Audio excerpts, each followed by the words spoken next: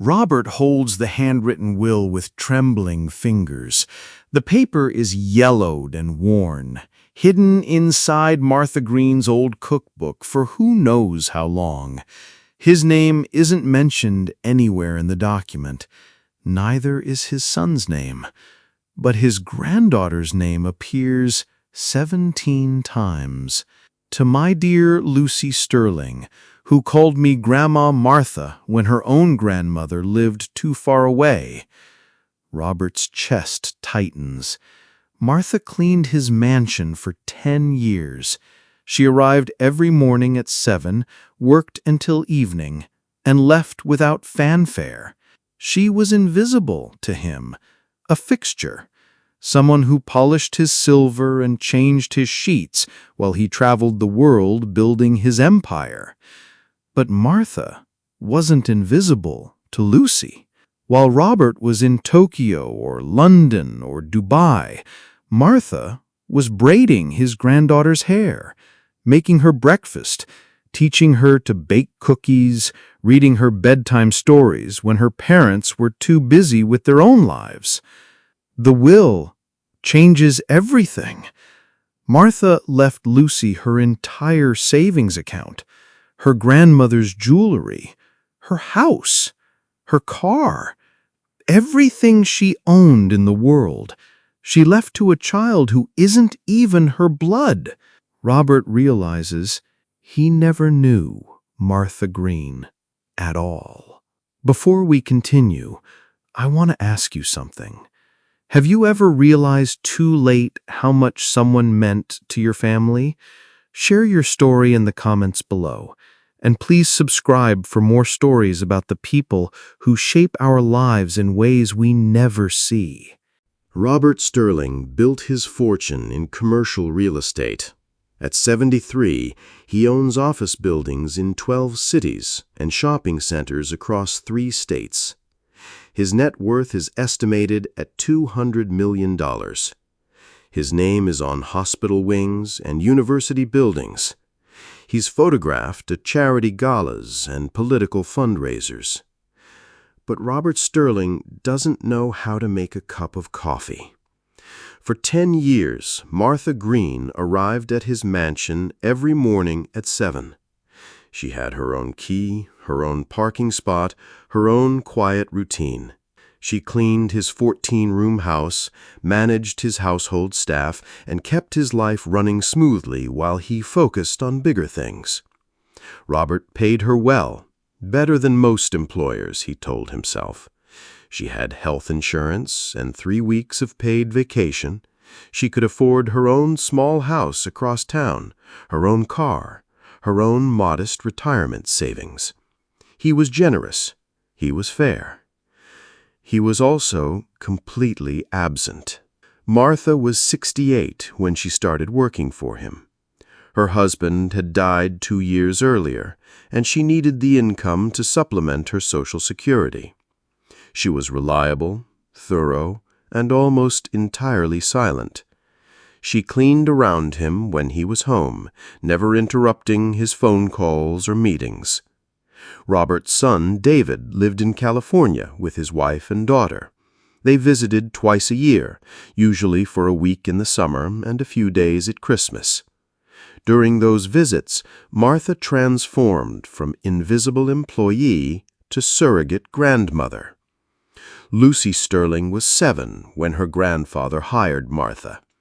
She was a quiet child, overwhelmed by the size of Robert's mansion and intimidated by his formal manner. Robert loved his granddaughter, but he didn't know how to talk to her. He bought her expensive toys, enrolled her in private lessons, but he struggled with the simple intimacy of childhood. Martha filled that gap without fanfare. She taught Lucy to make pancakes in the oversized kitchen. She showed her how to fold napkins into swans. She sat with her during thunderstorms and read her stories about brave little girls who weren't afraid of anything. Robert barely noticed. He was busy, important. He had calls to make and deals to close.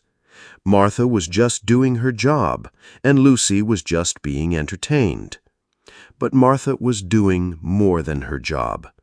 She was loving a little girl who spent most of her time in adult spaces, surrounded by adult conversations, hungry for someone to see her as simply a child. During Lucy's visits, Martha stayed late. She volunteered for extra duties. She made special meals that Lucy loved and organized activities that made her laugh. She never asked for overtime pay, never complained about the additional work. Robert assumed Martha enjoyed children. He never asked himself why she had no grandchildren of her own to spoil. The truth was simpler and more heartbreaking. Martha and her husband had tried for children for 20 years. They'd saved money for treatments, prayed for miracles, and eventually accepted that parenthood wasn't part of their story. Martha had decades of maternal love with nowhere to go. Until Lucy. 3 months ago, Martha didn't come to work. Robert waited until 8 o'clock, then called her cell phone. No answer. He called her house. No answer. He felt irritated rather than worried. Martha was always punctual.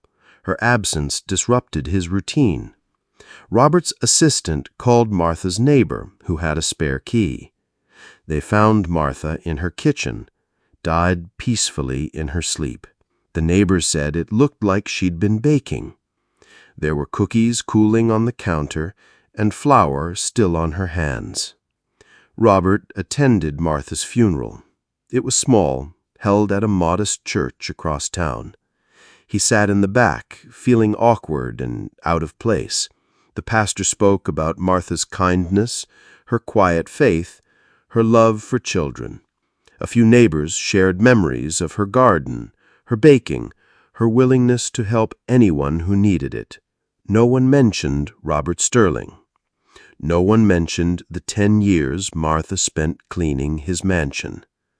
She had a whole life outside his house, relationships and interests and passions he knew nothing about. Last week, Robert decided to donate Martha's personal items to charity. The neighbor gave him a box of things Martha had left behind in his kitchen: her favorite coffee mug, a sweater she kept for cold days, a few recipe cards, and a cookbook, old and worn, filled with handwritten notes and food stains. That's where Robert found the will.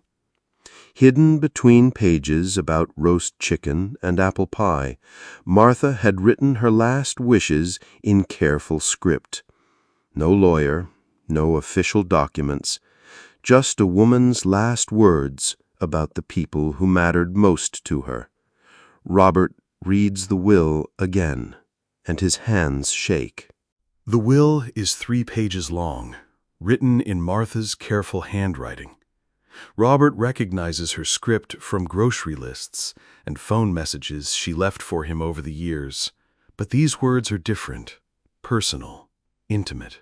I know I should have made this official with a lawyer, but I wanted to write it myself. I wanted to use my own words to say goodbye. Robert sits in his study, the cookbook open on his mahogany desk. The same desk where he's negotiated million-dollar deals and signed contracts that changed city skylines. Tonight it holds something more valuable than any business document he's ever seen.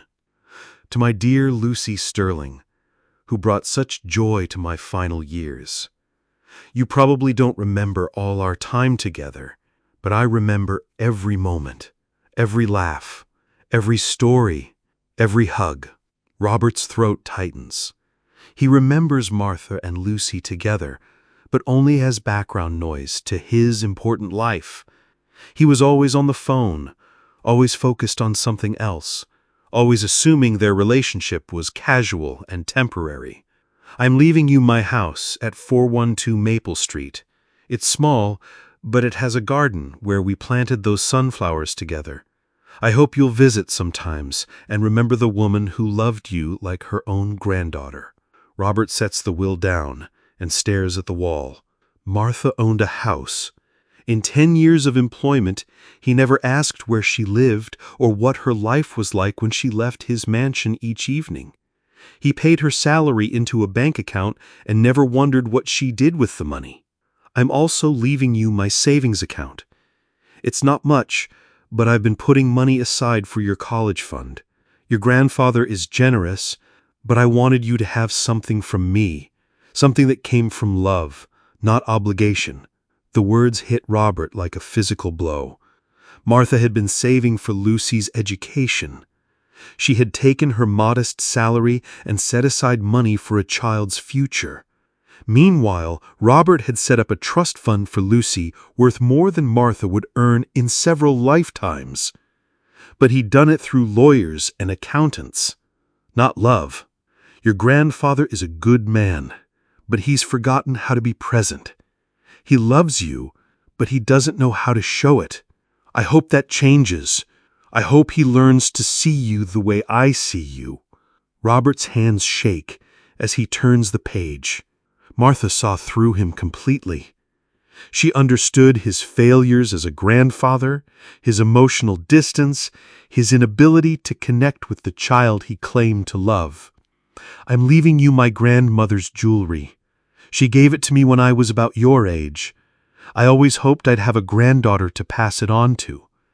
God gave me you instead, and I'm grateful every day. The jewelry box sits on Martha's nightstand.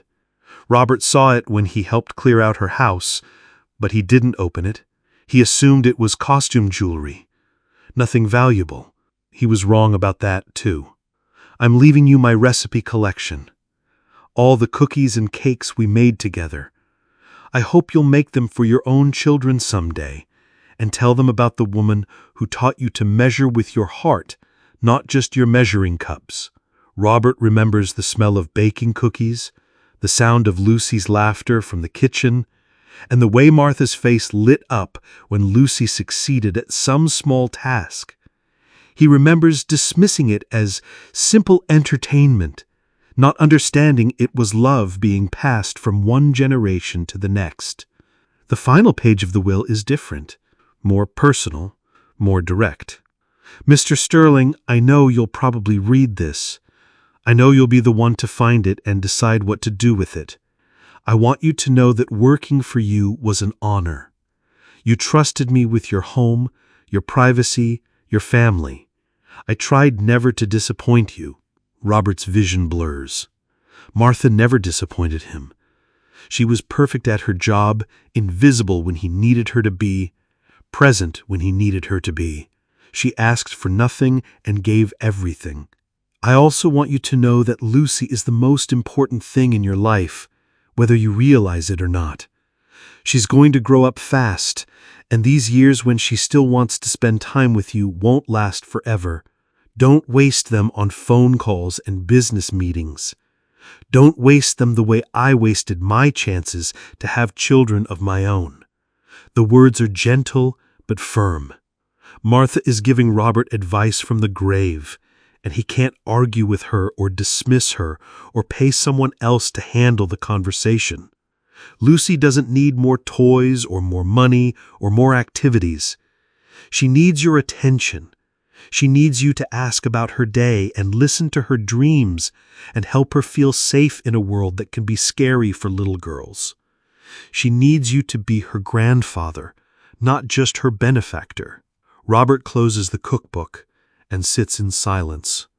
Martha Greene, the woman he barely noticed, has just delivered the most important business advice of his life.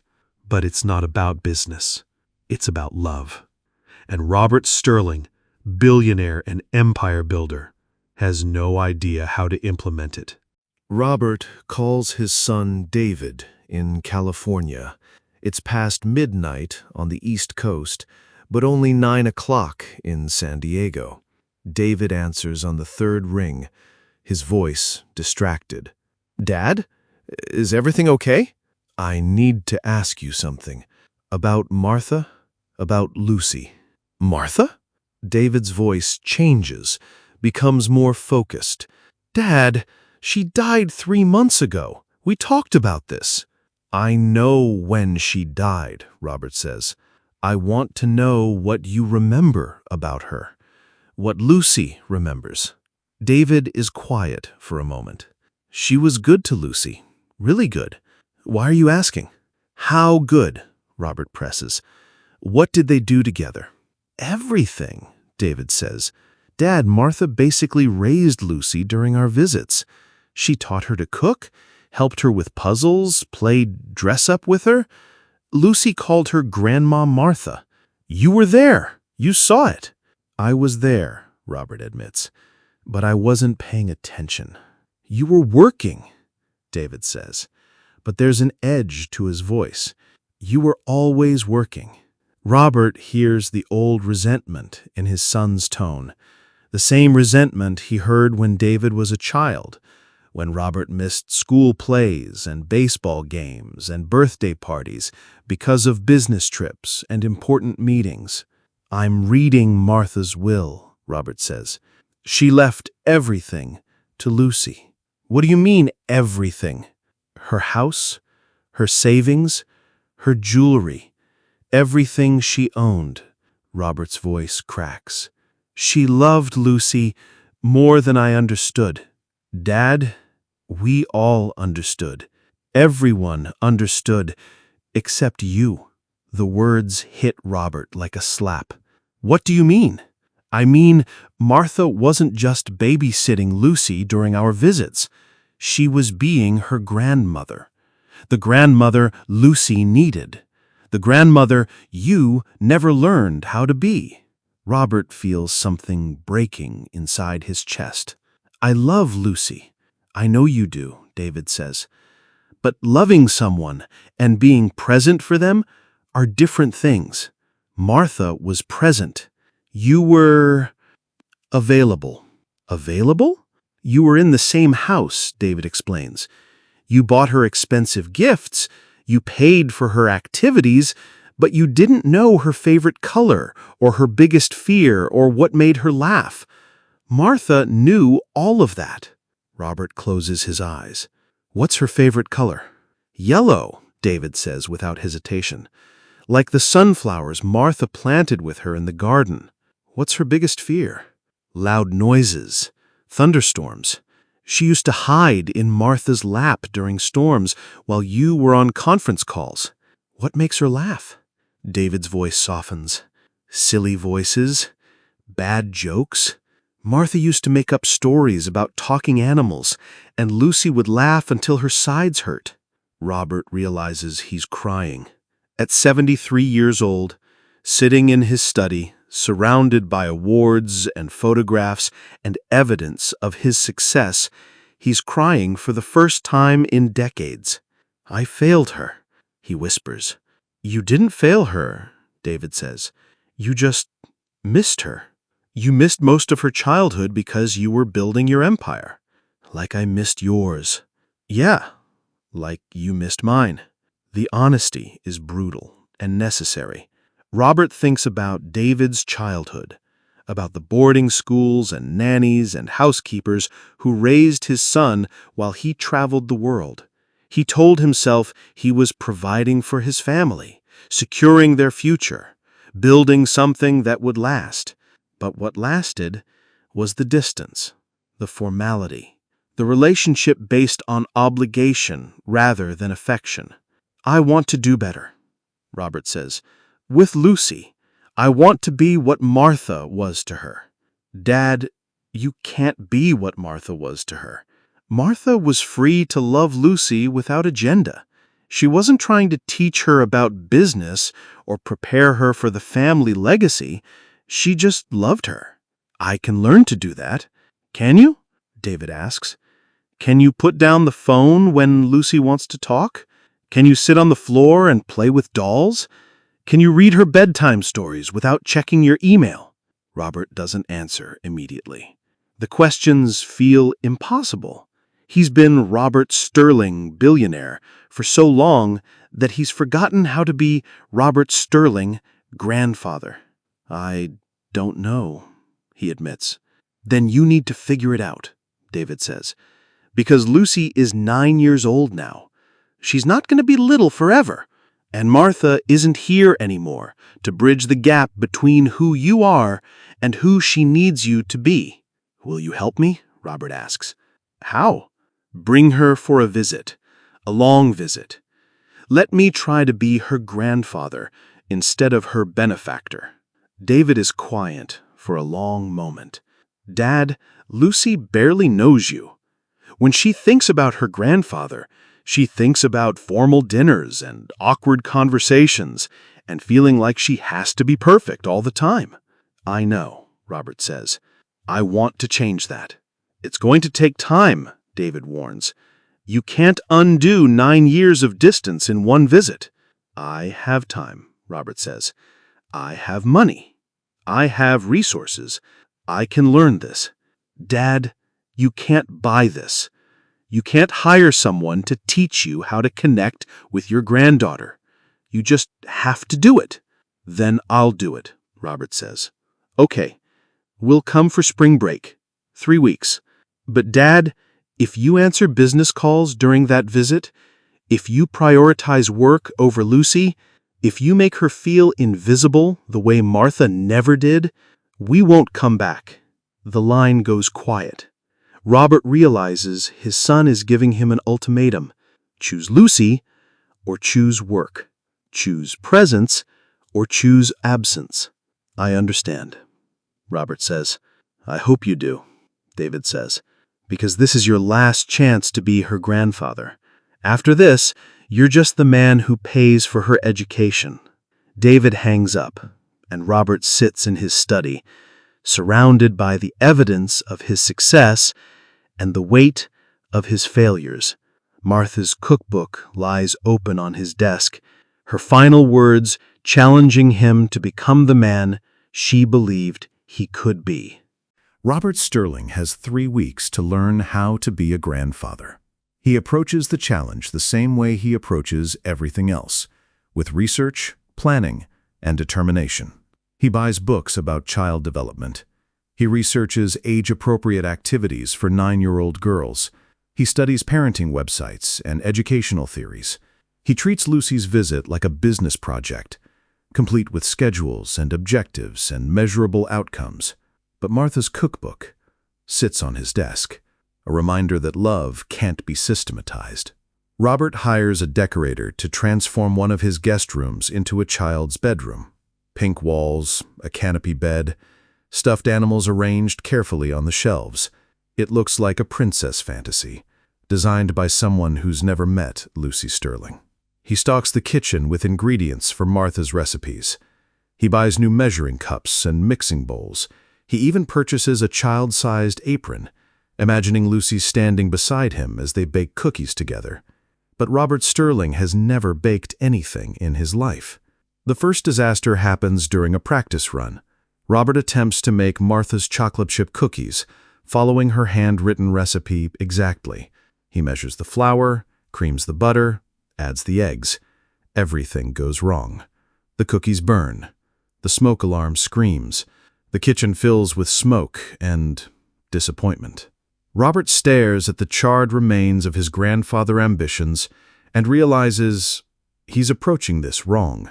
He's trying to replace Martha instead of learning from her. He calls the neighbor who found Martha's body. Mrs. Patterson is 82 and has lived next door to Martha for 15 years. She agrees to meet Robert at Martha's house, now legally Lucy's property. The house is small and modest, nothing like Robert's mansion, but it feels warm in a way his 14-room home never has. The walls are covered with photographs, not awards. The furniture is comfortable, not expensive. The kitchen smells like vanilla and cinnamon, not cleaning products. Martha talked about Lucy all the time. She was so proud of that little girl. She'd show me pictures from every visit, tell me about every conversation. Robert looked at the photographs on Martha's refrigerator. Lucy at age 7, gap-toothed and grinning. Lucy at 8, proudly holding a birthday cake. Lucy at 9, arms wrapped around Martha's neck in a fierce hug. She was planning to teach Lucy to drive when she turned 16. She was saving money for Lucy's wedding someday. She talked about Lucy like she was her own granddaughter. She was, Robert said quietly. She was more of a grandmother than I ever was a grandfather. Mrs. Patterson studies Robert with sharp eyes. Martha said you were a good man who'd forgotten how to be present. She said you loved Lucy, but didn't know how to show it. She was right, Robert admits. She also said you could learn. Mrs. Patterson adds, she believed in you, Mr. Sterling. She thought you just needed the right motivation. Robert looks around Martha's kitchen, at the cookie sheets and mixing bowls, at the well-worn cookbooks and handwritten recipe cards. This is where Martha and Lucy baked together. This is where they talked and laughed and created memories. Would you teach me? Robert asks suddenly. Teach you what? How to bake, how to cook, how to do the things Martha did with Lucy. Martha would like that. She always said the best way to show love is to feed people. For the next 2 weeks, Robert Sterling receives cooking lessons from an 82-year-old woman in a modest kitchen across town. He learns to crack eggs without getting shells in the bowl. He masters the art of measuring flour properly. He discovers that baking requires patience, not just precision. Mrs. Patterson tells him stories about Martha while they cook, about her marriage, her struggles with infertility, her quiet faith, her love for children. She paints a picture of a woman who was rich in everything that mattered, despite her modest bank account. Martha never had children of her own, but she had a gift for loving other people's children. She volunteered at the church nursery for 40 years. She babysat for neighbors. She always had cookies for the kids on Halloween. Robert realizes he's learning about Martha for the first time despite employing her for 10 years. He never asked about her life, her interests, her dreams. He never saw her as a whole person, just as a service provider. She loved working for you, Mrs. Patterson says. She said you were kind and fair. She said you trusted her with your home and your family. But I didn't really see her, Robert says. I saw what she did for me, not who she was. She knew that. She didn't resent it. She understood that some people show love through providing, and others show love through presence. She was trying to teach you to do both. Robert's hands are covered in flour, his expensive clothes stained with vanilla extract. He's learning to make Martha's oatmeal cookies, the ones she left for him every Friday, that he never ate. Do you think it's too late? Do you think I can learn to be the grandfather Lucy needs? Mrs. Patterson looks at him with wise eyes. Martha thought you could. She believed in you, even when you didn't believe in yourself. But Martha's gone, Robert says. She can't teach me anymore. She left you her cookbook. She left you her recipes. She left you her love for Lucy. The rest is up to you. Robert nods, understanding. Martha's final gift wasn't just her will. It was her example, her legacy of love made tangible through simple acts of care. He has 1 week left to prepare for Lucy's visit, 1 week to transform from Robert Sterling, businessman, into Robert Sterling, grandfather. It's the most important deadline of his life. Lucy arrives on a Thursday morning, carrying a small suitcase and a worried expression. She's taller than Robert remembers, her brown hair longer, her face more mature. At 9 years old, she's caught between childhood and something more complicated. Robert meets her at the airport, his hands shaking as he holds a sign with her name on it. He's never picked up his granddaughter before. That was always David's job, or the hired driver's responsibility. "Hi, Grandpa," Lucy says, politely, the same formal tone she's always used with him. "Hi, sweetheart," Robert says, and the endearment feels foreign on his tongue. "How was your flight?" "Fine," Lucy says. "Mom packed snacks." They drive home in careful silence.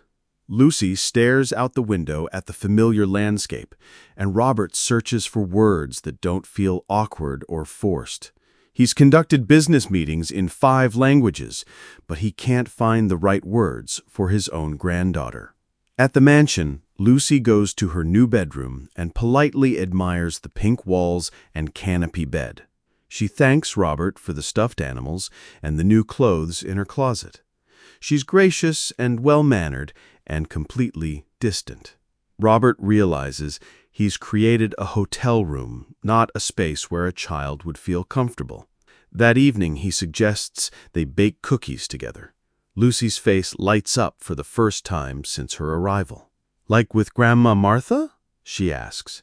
"Yes," Robert says, "like with Grandma Martha." They go to the kitchen, and Robert pulls out Martha's cookbook. Lucy's eyes widen when she sees the familiar handwriting, the food-stained pages, the recipe cards tucked between chapters. "She left this for you," Robert says. "She left everything for you." Lucy runs her fingers over Martha's handwriting. "I miss her," she says quietly. "I do too," Robert admits. "I miss her more than I realized I would." They make chocolate chip cookies, Martha's recipe, with Lucy guiding Robert through the steps she remembers. She knows to add an extra pinch of salt, to slightly underbake the cookies so they stay chewy, to let them cool on the pan for exactly 3 minutes. "Grandma Martha taught me to measure with my heart," Lucy says, adding chocolate chips with abandon. "What does that mean?" Robert asks. "It means you put in as much as you think the person you're baking for deserves. Grandma Martha always put in extra for me because she said I deserved extra sweetness." Robert's throat tightens. He adds extra chocolate chips to the next batch, thinking about Martha's capacity for love, her ability to make a child feel special through simple gestures. While the cookies bake, Lucy talks about Martha, about the stories she told, the games they played, the way she made everything feel safe and fun. She talks about Martha's garden, about the sunflowers they planted together, about the way Martha hummed while she worked. "She said that you were a good man who forgot how to play. She said maybe someday you'd remember." "I'm trying to remember," Robert says. "Will you help me?" Lucy studies his face with serious eyes. "Okay," she says, "but you have to promise not to answer your phone when we're playing." "I promise." "And you have to promise not to check your email when we're talking." "I promise." "And you have to promise to listen to my stories, even if they're long and boring." Robert smiles.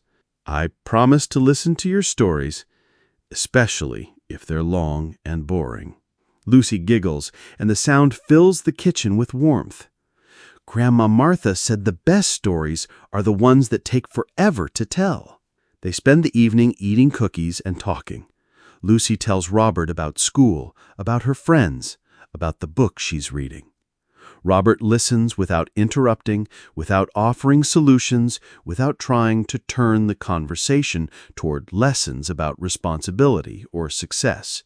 He just listens, the way Martha would have listened. That night, Robert tucks Lucy into bed and reads her a story. It's the first bedtime story he's ever read to her, and his voice is rusty with emotion. Lucy falls asleep holding Martha's cookbook, her small hand pressed against the cover. Robert sits in the chair beside her bed, watching her sleep. In the dim light, he can see Martha's influence in Lucy's peaceful expression, in the way she's learned to feel safe and loved.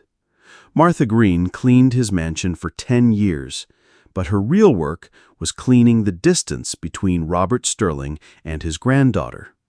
Her legacy isn't in the will she left behind, but in the love she planted in a little girl's heart. Robert understands now that he can't replace Martha, but he can honor her. He can learn from her example. He can choose presence over productivity, connection over control. He can finally learn to be a grandfather. Martha's cookbook sits on the nightstand, its pages worn with use and love. Tomorrow, Robert and Lucy will make pancakes together. They will measure with their hearts, add extra sweetness, and create new memories on the foundation Martha built. It's not too late. Love, Robert realizes, is never too late.